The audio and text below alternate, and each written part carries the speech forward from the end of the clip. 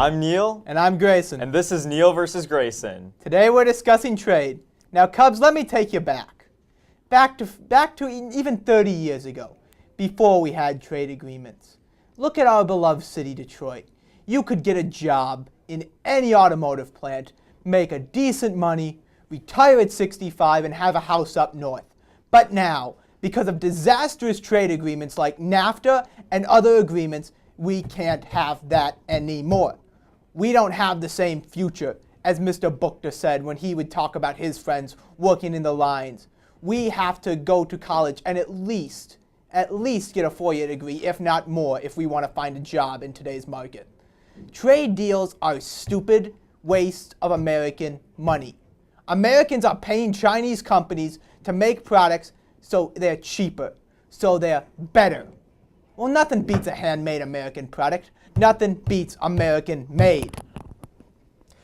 The other day, I saw a tweet by Donald Trump that voiced some of the similar concerns. He said NAFTA was one of the worst trade deals ever. Which is true.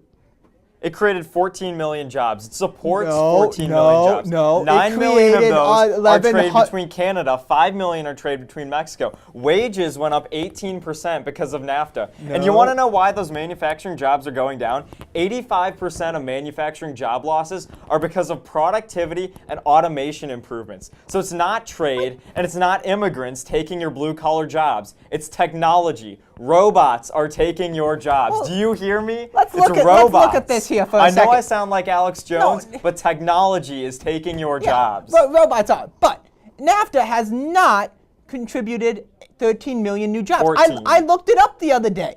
It's 9 million jobs.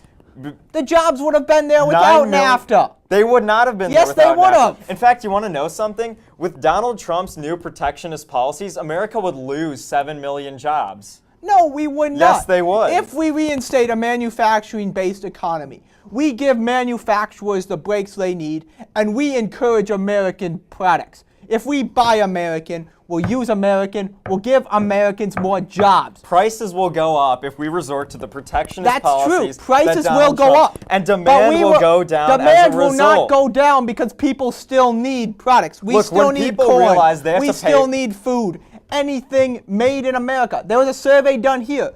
41% of U of D students say they'd pay more for an American-made product. Well, then when those U of D students realize they have to pay $50 extra to get a t-shirt, $30 extra to get strawberries, and $20 extra to get bananas, they're not going to go buy those bananas. Look, the reality is that with trade, we need cheaper imports. Those cheaper imports allow us to pay our employees more and to create more demand for the American economy. The reality is that we as a world are in it together. And by trading with other countries, we can improve their lives, we can improve our own lives, we can support jobs and lower prices and expand our businesses. Is a suicide net a company that has to put nets outside of their factory to keep people from killing themselves? How does that improve the world? You want to know? How does 15%, let's say that number is 3 million, how does 3 million people losing their jobs help the world? You know what? Look at Detroit. Here's the logic of Look people. at all the plants that have closed. How does that help? Here is the logic of people like Bernie Sanders and Donald Trump.